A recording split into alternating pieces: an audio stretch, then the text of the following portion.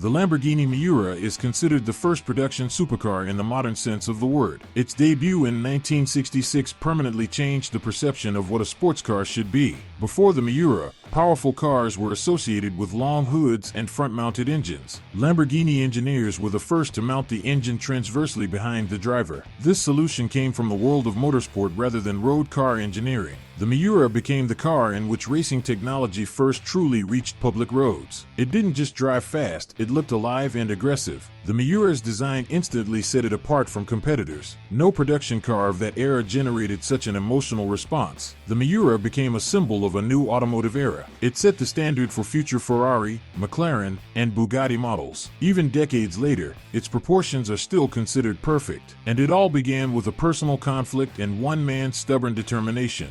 Ferruccio Lamborghini never originally planned to build supercars. He was a successful industrialist and owner of a tractor manufacturing company. Lamborghini was a passionate car enthusiast and owned several Ferraris. He was dissatisfied with their build quality and reliability. At one point, he personally approached Enzo Ferrari with criticism about the clutch. Ferrari's response was humiliating and arrogant. Enzo reportedly stated that a tractor maker could not understand real sports cars. That moment became the point of no return. Ferruccio decided to prove he could build a car better than Ferrari. In 1963, Automobili Lamborghini was founded. The first models were fast but still conventional. Ferruccio wanted not just to compete, but to surpass. He gave his engineers almost complete creative freedom. The only condition was to create something radical. Thus began the project that would later be named Miura. Even within the company, it was initially considered crazy.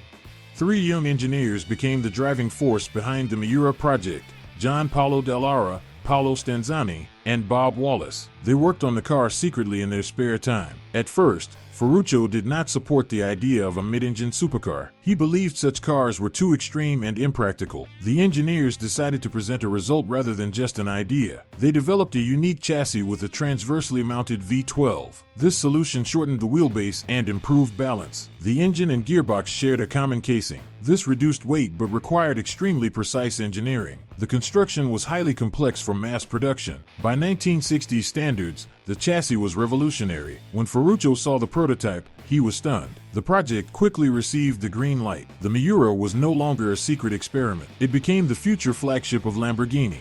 Marcello Gandini of Breton was responsible for the Miura's design. He was only 27 years old at the time. Gandini rejected sharp angles in favor of flowing lines. The Miura's body was extremely low and wide. Its height was under 105 centimeters. This made it visually resemble a predatory animal. The eyelashed headlights became one of its signature elements. Every line of the body had aerodynamic reasoning. The air intakes were not merely decorative, they cooled the powerful engine. The rear engine cover opened together with the glass. This was rare for that era. The Miura looked like a concept car that had somehow made it to the streets. It instantly became the star of auto shows. The public could hardly believe it would enter production, but Lamborghini was already preparing to launch it.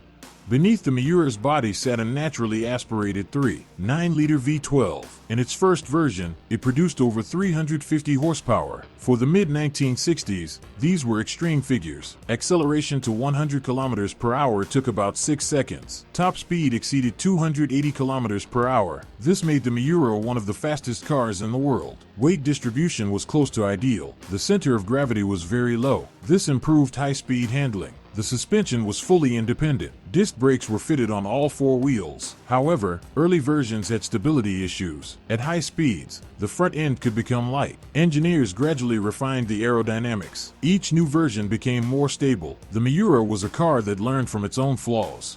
The first version was designated Miura P400. In 1969, the Miura P400S appeared. It featured a more refined interior and increased power. The cabin became more comfortable and luxurious. Electric windows were added. Sound insulation was significantly improved. The final and most advanced version was the P400SV. Its engine output was increased to 385 horsepower. Changes were also made to the rear suspension. Handling became more predictable. Visually, the SV featured wider rear wheels. It was considered the pinnacle of Miura development. Fewer than 800 units of all versions were produced. This makes the car rare even by supercar standards. The Miura quickly became a symbol of status and freedom. It was purchased by musicians, actors, and businessmen. One of its owners was Frank Sinatra. He reportedly called it the best car in the world. The car appeared in films and on magazine covers. It became associated with luxury and rebellion. Designers and artists imitated its image. Even competitors acknowledged its influence. Ferrari was forced to rethink its approach. After the Miura, the mid-engine layout became the standard. The car inspired an entire generation of engineers. Production of the Miura ended in 1973. It was replaced by the Lamborghini Countach. That was an entirely different car. The Miura left at the peak of its glory. Over time, it became a collector's treasure. Today, its value is measured in millions of dollars. The car requires complex maintenance. The Miura remains a benchmark of beauty and engineering courage. It was Lamborghini's first step toward global fame.